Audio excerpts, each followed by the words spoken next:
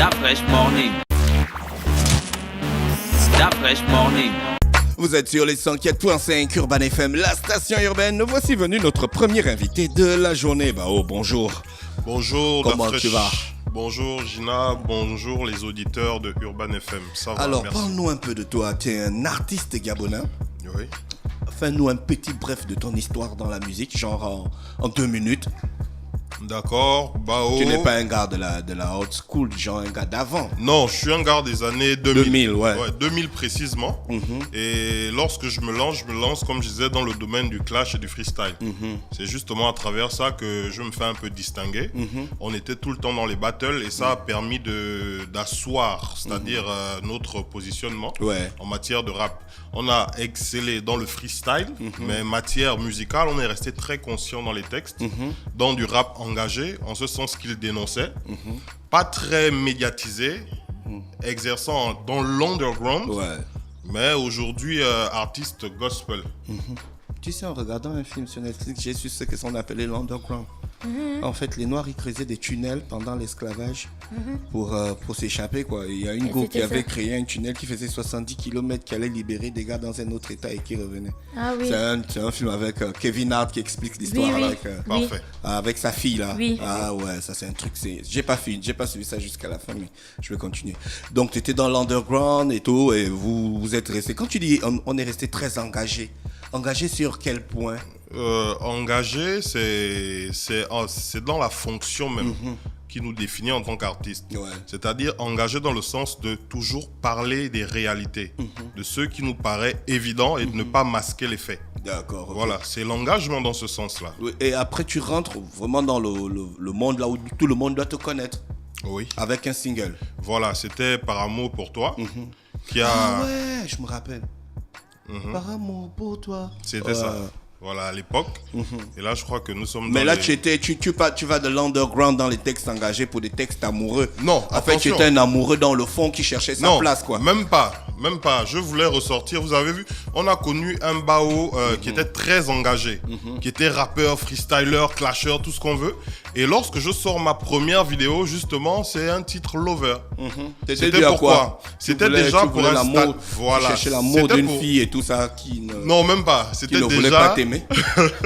Pas du tout. C'était déjà en fait installé le concept caméléon. D'accord, c'était qui quoi est le même concept concept aujourd'hui, qui est le concept du label sous lequel je me présente. Caméléon Concept. C'était montrer mes différentes facettes en tant qu'artiste. On m'attendait d'une manière, je suis sorti d'une autre. Et ça, effectivement, ça fait beaucoup parler. Et c'était le seul titre chanté d'ailleurs que j'ai pu clipper. C'était le premier. C'est parce qu'à l'époque, il y avait des petites polémiques, des petites similitudes entre un rappeur et un autre. J'ai préféré sortir avec une chanson qui n'a rien à voir avec ce que je fais et qui pourrait m'identifier en tant que tel. Comment ça a été reçu par les fans, par les mélomanes du rap qui te voyaient comme un gars engagé qui vient avec les chansons d'amour? Non. Tu n'as pas créé une confusion chez les gens qui t'attendaient sur le terrain du rap? Pour la petite histoire, il y a beaucoup de rappeurs aujourd'hui qui chantent et sont passés par moi. Ça veut dire qu'ils m'ont posé cette question. Tu n'as pas eu peur? J'ai dit non, Joe, si tu veux chanter, fais ce que tu as à faire. Tu n'as pas à te cacher derrière le fait que tu sois un mec hardcore en tant que tu as d'autres sensibilités. Voilà, c'est simplement ça. Et les rappeurs, ils l'ont très bien perçu. Vous avez des gars comme des Psych Henry, par exemple. Très engagés, non? Mais avant qu'il ne commence à chanter ses refrains et tout le reste, il me dit, mais comment tu fais? Je lui dis, mais si tu sais chanter, chante. Et j'étais surpris de le voir chanter par la suite. Vous voyez, il y a beaucoup de rappeurs comme ça. Donc, mais aujourd'hui, il y a certains artistes de l'époque, genre les gars des années 80, 90, qui aujourd'hui, quand ils font des chansons d'amour, on leur dit, ouais, les gars ont perdu leur vibe et tout ça. Par exemple, je vois souvent des posts sur les réseaux sociaux qui disent que ouais, Ponga, il a perdu sa vibe, il chante maintenant. Alors que toi, il y a 10 ans en arrière, tu chantais déjà en tant que rappeur engagé. Qu'est-ce que tu réponds à ce genre de personnes qui écrivent ce genre de choses? Enfin, ils sont pas très nets. Pourquoi? Parce que les mêmes qui parlent, ce sont les mêmes qui apprécient. D'accord? Donc, ils parlent, c'est juste pour la forme. Mais dans le fond, ils chantent ces mêmes chansons de Baponga. Voilà. 10 ans après, tu sors un album. C'est quoi le nom de ton album? Bon, aujourd'hui, ce qui est sur le point de sortir, pour lequel j'ai justement ma conférence de presse le 21 février, c'est Jérémie 29, verset 13. C'est un album gospel. Gospel. D'accord, avec une particularité mixte, c'est-à-dire on a une connotation hip-hop, on a une connotation R&B et on a une brève connotation rumba. D'accord. En Voilà. fait, toi, tu es parti du rap dur au rap gospel. Oui, à la Ou musique. bien juste à la musique gospel. À la musique gospel. Qu'est-ce qui a provoqué ces changements dans ta life? Le changement. Pourquoi je suis maintenant artiste gospel? Oui. C'est lorsqu'on se rend compte de qui on devient, on sait d'où on vient, on a deux alternatives. Oui. Soit on se dit fort, soit on reconnaît que la force nous vient d'ailleurs.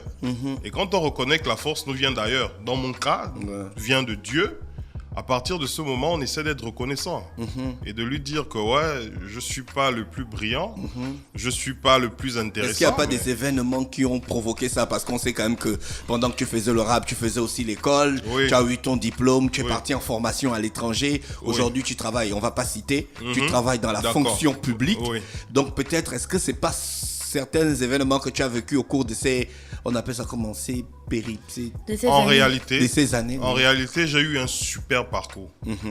Ça veut dire que c'est juste un exemple. Hein. Quand j'ai quitté le banc de l'école, la première fois que j'ai travaillé, c'était en tant que contrôleur interne à la Banque des États de l'Afrique centrale. Ouais. Et si je sors mon CV, c'est pas ce qu'on est venu faire aujourd'hui, vous allez vous rendre compte que je suis resté dans ces eaux, jusqu'où je suis aujourd'hui. C'est pour cette raison que je dis que lorsqu'on reste lucide, on se rend compte que ce n'est pas par notre propre force et qu'il y a certainement une intervention extérieure.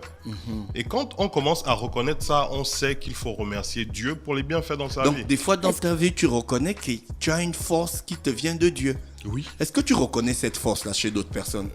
Je pense que oui, tout le Pourquoi monde. Mais une maintenant, ce péri- sont Est-ce ces que- personnes qui ne les reconnaissent pas. Ces personnes pensent qu'elles sont fortes. D'accord? Elles pensent qu'elles sont meilleures. Elles pensent qu'elles sont mieux placées que quelqu'un d'autre pour être où elles sont. Mais en réalité, ça n'a rien à voir. Ouais. Bon, enfin, selon ma... Ta conception. Voilà. D'accord. Tu sais Est-ce qu'il y a d'autres qu'aujourd'hui- personnes qui ont des conceptions comme toi. C'est pourquoi, justement, je précise, selon ma conception. Par exemple, moi aussi, j'ai cette conception d'être fort et que ça me vient de quelqu'un. Oui. Mais quand vous vous mettez ensemble pour Attends. attaquer quelqu'un qui est fort, qu'est-ce que vous pensez aujourd'hui quand vous êtes avec Dieu ou bien vous pensez que vous êtes les seuls qui marchent avec Dieu? Lorsqu'on se met ensemble, c'est-à-dire moi et qui, par exemple? J'ai une Des question. artistes. Moi, j'ai une question. Oui. J'ai une question. D'accord. Étant donné qu'on parlait de Caméléon Concept, D'accord. j'ai écouté ça avec beaucoup d'attention. J'ai vu toute l'évolution et tout, y compris la partie rap, où tu disais qu'en tant qu'un rappeur engagé, l'engagement était dans le fait de dire des choses que vous voyez, en fait, qu'il fallait dénoncer des choses concrètes que vous voyez et ainsi de suite. Je vais un petit peu aller dans le même sens que Dafresh parce que je pense qu'on est passé très rapidement sur cette partie. Est-ce qu'aujourd'hui, faire un album gospel, c'est un petit peu ton mea culpa à toi? Parce que quand on parle de dénonciation et de quelque chose qui est évident, j'ai envie de comprendre. C'est pas que c'est un règlement de compte, mais maintenant que tu es là, on a bien envie de comprendre. Quand en 2014, le titre Far West dont tu es le producteur sort, et que dans Far West, on dit, je cite, pardon chers auditeurs, à Traumatics, qui est aussi bien sûr un département d'Urban FM, à Traumatics, on lèche des Aujourd'hui, en fait, comment ça se passe? Comment on se retrouve dans une radio de parce qu'il ne s'agit pas d'homosexuels? Comment on se sent quand on se retrouve dans une radio de Comment on se sent? Puisque c'était évident, en fait. Comment cette évidence dans la dénonciation t'est arrivée? Il faut reprendre la question. La question est celle de savoir... Comment c'est évident d'abord de dire que certaines personnes, donc c'est un titre que tu as produit, de dire et d'affirmer que certaines personnes sont des je dis bien pas homosexuels parce que ça c'est une autre conception. D'accord. Et deuxièmement, comment aujourd'hui, après avoir énoncé ces choses-là, on se retrouve justement sur ce plateau de personnes que l'on insultait il y a à peine 4 ans, puisqu'on est au début 2019. Si tu as bien écouté, tu sais qui dit quoi. Non, j'ai dit Nous un sommes titre, d'accord. j'ai dit un titre que tu as produit. Oui, parce je que le produis, titre je c'est Bao produis. Fit, une longue Effectivement, liste d'artistes. je produis le titre en fonction de ma sensibilité musicale. Et que j'assume parfaitement jusqu'alors. Je fais sortir le titre parce que chacun a quelque chose à dire. Que chaque artiste écrive ce qu'il veut l'écrire, qu'il écrive. Et donc en le sortant, D'accord. tu valides ce qu'ils disent. Validé ou pas? Est-ce que je suis un baromètre pour la musique ou Bah quoi que non, ce soit? étant donné que c'est ton titre, si quelqu'un vient sur un titre sur lequel tu l'invites et il dit quelque chose, tu as le droit et la possibilité et l'obligation de dire que bon, ça passe, ça passe pas, parce qu'au final, c'est quand même ton titre. Donc j'ai envie de savoir aujourd'hui comment... Comme si je suis un artiste ouvert, je peux simplement laisser chacun exprimer sa sensibilité. Aujourd'hui, tu es un homme de Dieu. Aujourd'hui, tu es un homme de Dieu. C'est là où je voulais en venir. Lorsqu'elle me demandait comment je me sens. Aujourd'hui, ça ne me fait ni chaud ni froid. D'accord? Pourquoi? Parce que ce sont des conceptions et ce sont des... Je vis pas dans le passé, en quelques mots. Et si, en venant, la question te taraudait que, mais qu'est-ce qui se passe? J'aimerais bien voir ce qui va répondre à ça. Honnêtement, ça ne me fait ni chaud ni froid. Non, pas parce j'ai que envie ça de ne me dit rien. comprendre. Pas parce que ça ne me dit rien. Parce que il y a des événements avec lesquels mieux vaut ne pas marcher. Moi, je ne vous juge pas. Et c'est pas parce que j'aurais accepté dans une chanson des propos qui vous auraient pas plu que je ne reconnaîtrais Des pas... propos diffamatoires. Il n'y a pas de souci. Que je ne reconnaîtrais pas le talent ou bien le professionnalisme de votre radio. Ça n'a rien à voir. J'ai envie de comprendre comment, en étant un artiste, j'ai envie de comprendre comment aujourd'hui, en étant un artiste qui est suivi par de nombreux jeunes, en fait, parce que tu as parlé de Caméléon Concept. Je reste sur ça. C'est qu'à chaque fois que tu sors un titre, il y a plusieurs facettes, en fait, de ton visage que les gens verront. Du coup, tes followers te suivent sur toutes les facettes que tu présentes et où tu les emmènes. Donc, si aujourd'hui, tu valides quelque chose, des propos qui sont diffamatoires sur certaines personnes, et que tu te retrouves encore avec ces mêmes personnes des années plus tard, d'où ma question, comment aujourd'hui on se sent en réalité? Tu n'as pas l'impression d'emmener en fait les gens à un niveau où ils vont se perdre, non? Du tout? Pas du tout. Et je vais poursuivre sur mon idée en disant d'abord, en félicitant Urban FM pour le professionnalisme. Parce que là, nous ne sommes pas dans des affaires personnelles, apparemment, et je tenais à te féliciter pour ça. Maintenant, je ne me sens nullement mal. Et je ne pense pas emmener mes followers dans tous les sens. Parce que ceux qui me suivent savent que par définition, un caméléon, ça peut changer de couleur. Mais ça a une couleur précise. Oui, c'est le vert à la base. D'accord? Mais ça peut changer de couleur. Lorsqu'on est dans le concept, on l'accepte et on comprend ce qui se fait. On comprend parce qu'à ce moment, ça c'est par rapport au contexte. D'accord? Aujourd'hui, je me retrouve à Urban FM. Comme je dis et je le redis, les propos tenus dans Far West étaient des propos tenus dans Far West et pensés à une époque. Maintenant, que la réalité soit celle-là ou que la réalité soit autre, j'assume totalement, entièrement ce morceau. Et je suis dans Urban FM. C'est parce que j'ai une communication. Je viens, je ne reste pas dans les problèmes des hommes. Genre, il y a 5 ans, il y a 4 ans, vous avez fait ceci. Moi, j'avance. Contrairement à ceux qui vont rester bloqués là-bas, moi, j'avance. Donc, ça ne me fait honnêtement ni chaud, ni froid. Aujourd'hui, je suis là, content d'être dans votre radio. Pourquoi? Parce que vous êtes un média très professionnel. Est-ce que le concept de Caméléon correspond avec le concept religieux qui est le thème de ton album? Non, concept Caméléon, oui. Parce que dans mon album, il y a aussi justement plusieurs facettes. D'accord. Vous voyez? C'est-à-dire, vous allez trouver un bao, comme dans Love, un titre qui est assez hip-hop. Vous allez me retrouver dans des titres un peu plus calmes. Et je vous ai dit, vous allez me retrouver même sur de la rumba. C'est des morceaux qui tournent autour du concept religieux avec des rythmes différents ou bien c'est des thèmes différents? En principe, quand on parle de religion, on est sur le même thème, c'est l'amour. C'est l'amour, hein? Voilà. Maintenant, l'amour en fonction des endroits où on aimerait bien s'asseoir. Si quelqu'un veut parler de l'amour dans le mariage, il parlera de l'amour dans le mariage. S'il veut parler de l'amour de son prochain, il parlera de l'amour de son prochain. Vous voyez qu'a priori, c'est deux thèmes différents. Mais en réalité, c'est de l'amour dont il s'agit. Tu as dit que c'était quoi le verset? Jérémie 29, verset 13. Ça dit quoi exactement? Voilà, ça vous dit que si vous cherchez de tout votre cœur, vous trouverez. Ça veut dire que Dieu se révélera à vous si vous le cherchez réellement. Est-ce que toi tu cherchais Dieu? Je ne cherchais pas Dieu personnellement, d'accord? Mais lorsque mon fils de 3 ans naît, je suis à Port-Gentil. Et je fais ma première louange pour demander à Dieu justement de revoir certaines choses dans ma vie. C'était une chanson qui ne ressemblait à rien. Et ensuite, je fais Je te cherche. Je te cherche en réalité qui porte le nom de l'album, Jérémie 29, verset 13, la même philosophie. Lorsque je fais ce titre, je me rends compte que tout ce que j'ai chanté, un an après, c'est tombé sur moi. C'est-à-dire, je chantais comme étant des prières. Et ça m'a transformé. D'accord. En fait, toi, Donc tu t'es rendu compte du pouvoir des mots. Oui. Alors, et c'est pourquoi justement... ce que je veux savoir, c'est-à-dire que toi, t'es pas arrivé dans les églises avec... On m'invite chez un pasteur et puis après, j'ai une révélation. Non, toi, c'est personnel. Jamais. C'était Comme on dit dans la Bible, Voilà. salut est personnel. Voilà. C'était même pas possible de me faire venir parce que je suis pas le genre de personne qu'on endoctrine. Vous voyez ? Je suis de ceux qui pensent. D'abord, la Bible dit qu'en toute chose, il faut examiner et retenir ce qui est bon. Ça veut dire que c'était difficile de m'emmener dans une église parce qu'à la base, je ne croyais pas à tout ce qu'on racontait. Et même jusqu'alors, il y a des positionnements de certains pasteurs, de certains prophètes et tout le reste, avec lesquels je suis entièrement pas d'accord. Ça reste moi. L'album a combien de titres? 7 titres. Ouais, ok. 7 titres et un bonus. Ça sort quand exactement? Normalement le 21 février, c'est l'objet justement de la conférence de presse. Avec Tu des vas- artistes invités?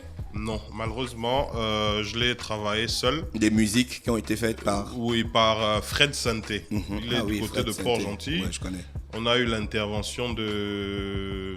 Comment il s'appelle?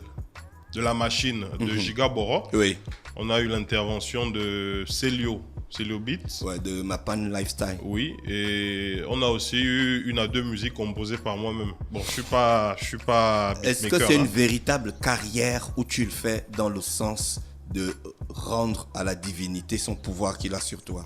On s'est compris. C'est un moyen d'évangélisation. Ouais. Vous savez, on touche mieux par la musique.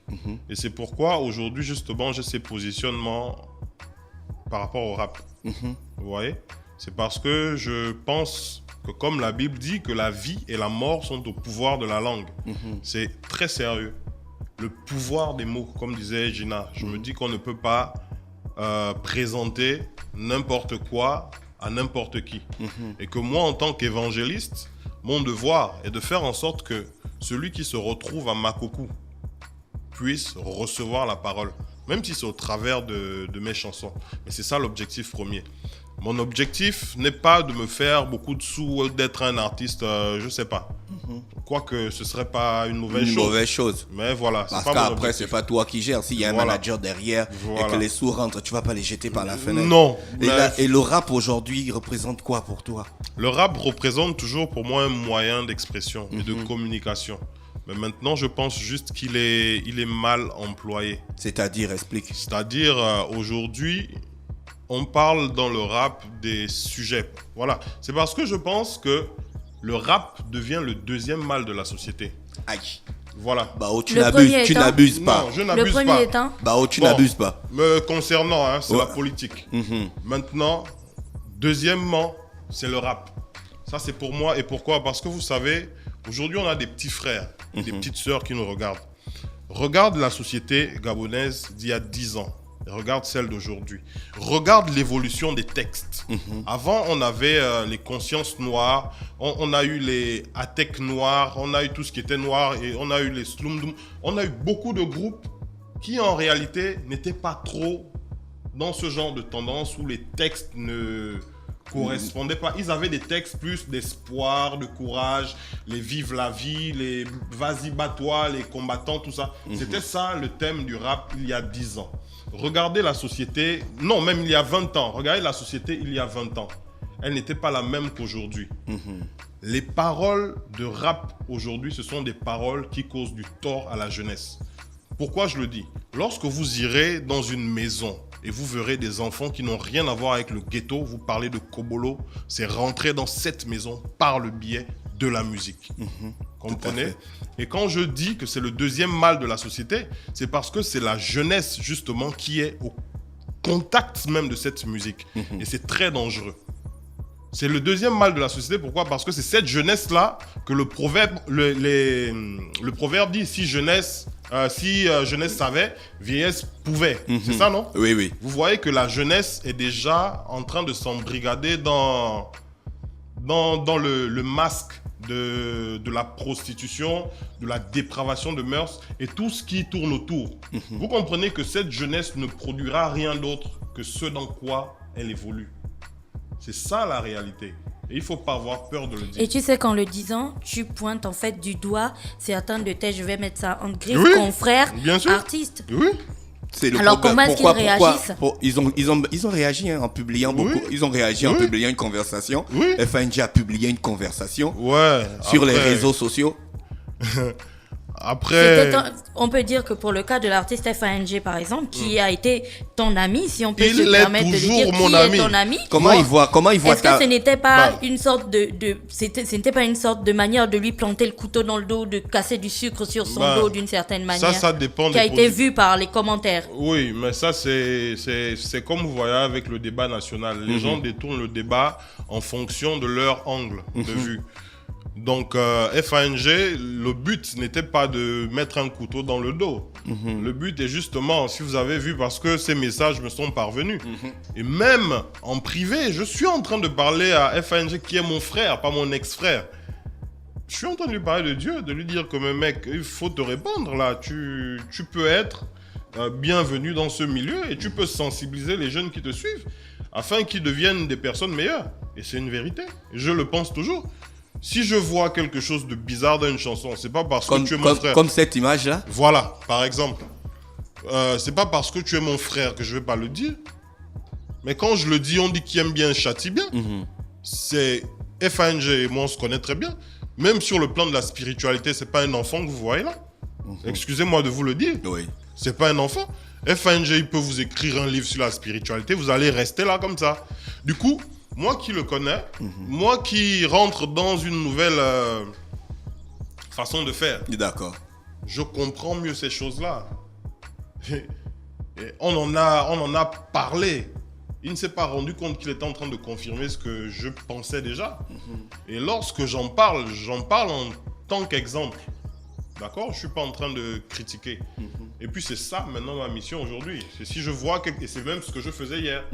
Dans Far West. C'est-à-dire Justement. j'estimais que, ou bien les gens pensaient que, et puis je le disais simplement. C'est-à-dire j'avance comme ça sans arrière-pensée, sans rien. Mais non, tu peux penser à tort comme tu peux penser à raison. C'est l'avenir qui donnera raison. Comprenez? Et quand vous pensez à tort, on s'excuse. Quand vous pensez à raison, Je on suis garde d'accord ses sur J'ai envie certains de- points avec toi. Je suis d'accord sur D'accord. certains points avec toi. Aujourd'hui, le rap, Af le dit même dans son émission avec son chroniqueur, le rap, ça va un peu n'importe comment. Ça se barre en cacahuète. Ouais, ça se barre en cacahuète. Il y a des sociétés qui ont compris ça. Voilà pourquoi le rap est réservé à une certaine catégorie d'individus. Mais toi, aujourd'hui, qui es en train de faire un pas dans la spiritualité, non, pas dans la spiritualité, c'est un peu trop trash, dans la divinité. D'accord. Quelles sont les stratégies que tu vas mettre en place pour aider ces jeunes? Tu peux pas aller en guerre directe contre le rap, c'est impossible. Non. C'est pas impossible. Moi, j'avais envie de demander, est-ce que tu as une stratégie de conseil, si je peux le dire comme ça, auprès des autres artistes qui, en réalité, que tu connais, en réalité, tous, Ah. dans ce qu'ils font? Quelle est ta véritable stratégie? Est-ce que c'est de faire un album qu'ils auront bien sûr le choix d'écouter ou de pas écouter, tout simplement, Oh. ou c'est de véritablement discuter avec eux sur ce que tu penses qui pourrait être bien dans le changement qu'ils devraient opérer dans leurs textes et dans les messages qu'ils envoient aux jeunes? En parlant stratégie, qu'on le veuille ou pas, aujourd'hui, on cherche à écouter ce que j'ai à dire. Oui, ça c'est clair. C'est une stratégie. Est-ce que vous comprenez? Maintenant, quand on fait des stratégies, on n'en ne parle pas. dévoile pas. Sinon, c'est plus une stratégie. J'ai une mission Oui. qui est réelle. C'est-à-dire que je me donne. Je vais emmener certains rappeurs à avoir honte d'écrire des conneries. Ouais. Et je le dis. C'est-à-dire, il y a beaucoup aujourd'hui, ils me regardent. Ils me disent, ouais mec, en fait, je pense que tu as raison. Et j'attends ce qu'ils feront après. Je serai le premier à leur dire avec beaucoup d'amour que, mais les frères, entre nous, on a des gens qui nous regardent. On a des petits frères qui nous suivent. Il y a des personnes qui nous écoutent. Donc attention à ce qu'on montre. Et attention à ce qu'on sort de nos bouches. Sinon, ça peut pervertir ou construire la jeunesse. Voilà. Tu n'es pas le premier rappeur à faire ce pas. Il y a des rappeurs comme DMX qui ont fait ce pas. Il y a des rappeurs comme Auguste Olchina qui ont fait ce pas. La majorité des rappeurs ont rendu grâce à la divinité. Aujourd'hui, est-ce que tu penses que pour le cas du Gabon, ça va aller, il y aura d'autres exemples après toi? Quand tu regardes un peu à l'horizon, tu sens qu'il y aura des mouvements dans ce genre. Si je regarde, si je juge par les messages que je reçois, je pense que ça a commencé. Ça a commencé et certains rappeurs se dévoilent même. Beaucoup me disent même que oui, en réalité, moi, c'est ce que j'ai toujours voulu faire. Je dis, mais fais ce que tu as envie de faire. Et je n'aimerais pas être prétentieux. C'est pourquoi je dirais que chacun fera sa part. Oui. Moi, je suis en train de commencer la mienne. Si ça doit continuer et que quelqu'un se sente concerné par ce combat, il fera sa part. L'album va s'appeler? Jérémie 29, verset 13. D'accord, ça c'est pour rappeler aux auditeurs. L'album est disponible à partir du 21. Tu feras une conférence de presse. On connaît déjà le lieu? Non, je n'avais pas encore communiqué sur le lieu. Je ne sais pas si vous me permettez. Oui, vas-y. Voilà, ce sera au Voile Rouge. Le Voile Rouge, Justement, au bord de mer. Voilà, en face du Lycemba. Ce sera le 21 février à 16h30. Est-ce qu'on aura disponibilité déjà d'avoir les albums sur place? En réalité, je compte même pas les vendre. Ouais. C'est comme je vous dis, je suis dans un travail de fond. Mon objectif est de propager la parole de Dieu à travers ma musique. Et je ne vais pas vendre mes CD. Je n'ai pas l'intention de les vendre.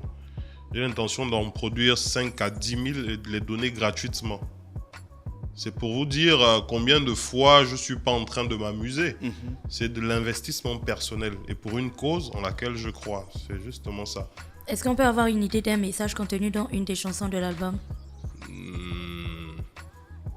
Le titre phare pour toi qui a le message, qui a la phrase, comme on dit, la punchline. C'est compliqué. En réalité, c'est compliqué à dire. Et je vous avoue que ça a mis du temps à sortir parce que chaque chanson se valait. Et c'est ça, chaque chanson a une âme. Et c'est difficile pour moi de dire que telle chanson est au-dessus de telle. C'est vraiment difficile. C'est vraiment difficile. Bah, je pense qu'on va séparer. Le temps qui nous est imparti est déjà arrivé. Mais D'accord. je voulais quand même te poser une dernière question.